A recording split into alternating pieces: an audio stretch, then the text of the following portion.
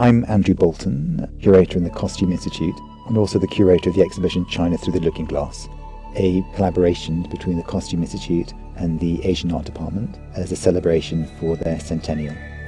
The show really isn't about China per se, it's about an image of China that exists in the Western imagination. The exhibition looks at the impact of Chinese aesthetics on Western fashion. With all our exhibitions, we try and tell a story. Through the Looking Glass, which is based on Lewis Carroll's novel, Alice entered this world that was fictional. The designers in the exhibition approached China in a very similar way. Designers tend to be inspired by two overarching themes that we're focusing on in the exhibition: Chinese history and cinema. Cinema plays an important role in the exhibition as this mediator between the original Chinese garments or artifacts and Western fashion. The three periods of Chinese history that we focus on are Imperial China, Nationalist China, and the People's Republic of China. When you walk into our Costume Institute galleries, there's a video tunnel showing Bertolucci's The Last Emperor, a broad and sweeping journey of Chinese history, and at the end of the tunnel is a festival robe worn by the last Emperor Puyi when he was 4 years old. Designers tend to gravitate towards the imperial robe, which is recognizable by 12 imperial signs, symbols of the virtues of the emperor. When they're woven or embroidered onto the robes, they're very subtle, and so they're very difficult to see. So we've collaborated with the milliner Stephen Jones and created headpieces out of them. It's another portal into the Chinese garments on display. The Art Gallery is really focusing on the qipao, a dress form that was introduced in China in the 20s, and it evolved from the imperial robe, but it also incorporated Western tailoring techniques. The qipao really was a symbol of modernity. Part of it was the freedom of movement. In a way, you can make an association with the chemise dress and the flapper as being this symbol of emancipation.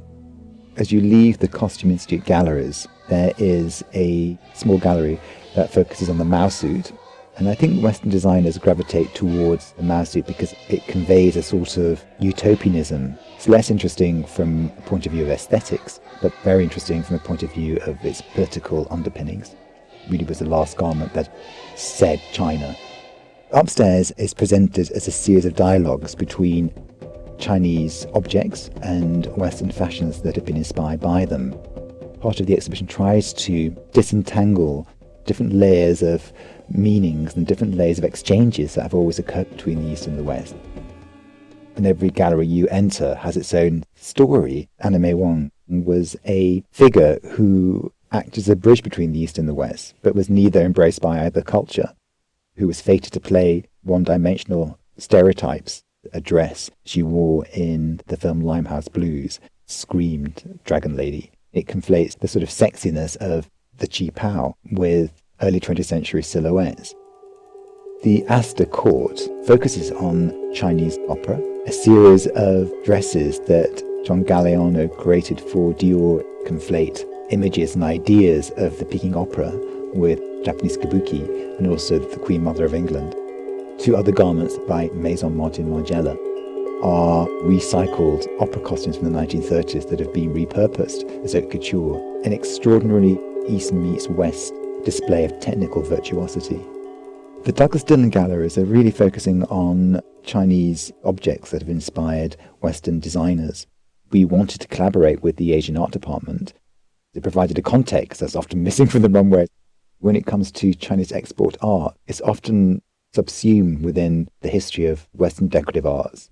But there was always a dialogue between the East and West when it came to export wares, in particular the blue and white porcelain that originated in China, was exported to the West in the 16th century.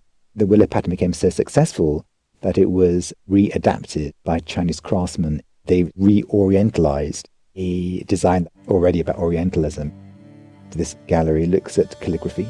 Language can be both a wall but also a gateway. A dress by Dior from the 50s, in which he's looked to a poem that we have in the museum's collection as a rubbing. It looks so beautiful and very poetic, but the actual content is about the author having stomachache. Language can be about communication, but it's also about miscommunication. The gallery that focuses on Chinese silk, often the motifs that appear in Chinese silk also appear in China's wallpaper. So we have a room that is entirely covered in Degournay wallpaper. There's an extraordinary robala polonaise, juxtaposed next to a painted silk that was used in a dress by Balenciaga. On the opposite side is a dress by Alexander McQueen, directly inspired by a design that de Gournay produced based on an 18th century prototype.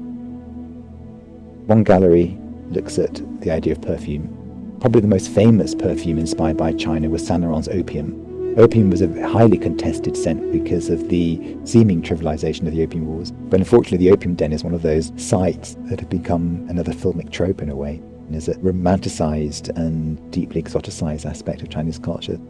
This particular gallery focused on the different types of symbols and motifs that were embraced by high chinoiserie from the mid-18th century, and primarily focused on Chinese figures, fantastical landscapes, Chinese botany, as well as the pagoda.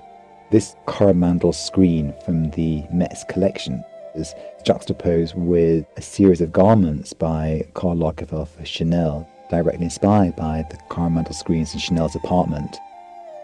Designers have also looked further back into Chinese history, and the Weber galleries have a series of conversations between Western fashion and Chinese decorative art that dates back even to the Neolithic period. Western fashion is juxtaposed next to Han figurines, Tang Dynasty mirrors, Neolithic pottery. The small Buddha gallery is devoted to a Chinese designer called Guo Pei. In this particular dress has conflated both Eastern and Western signifiers. The bodice is an abstracted version of the lotus flower, one of the 8 Buddhist symbols. The actual dress itself is inspired by high-style fashions of the 1850s. The attraction of the East and West is less about appropriation and more about assimilation.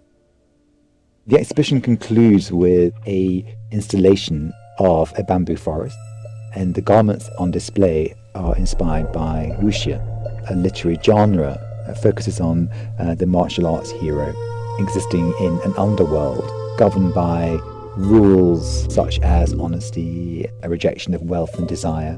This has often led many readers to look to wuxia novels as an expression of Buddhism. This power of clothing, its accessibility, we all wear it. Designers engage with an aesthetics of surface rather than the specifics of cultural context that frees one up to think about it in different ways, a way of conveying very subtle ideas that may or may not be easily accessible. And I think that's what's so lovely about the Met, is that you're able to use the richness of the collection to create these visual dialogues to give you different ways of understanding both cultures.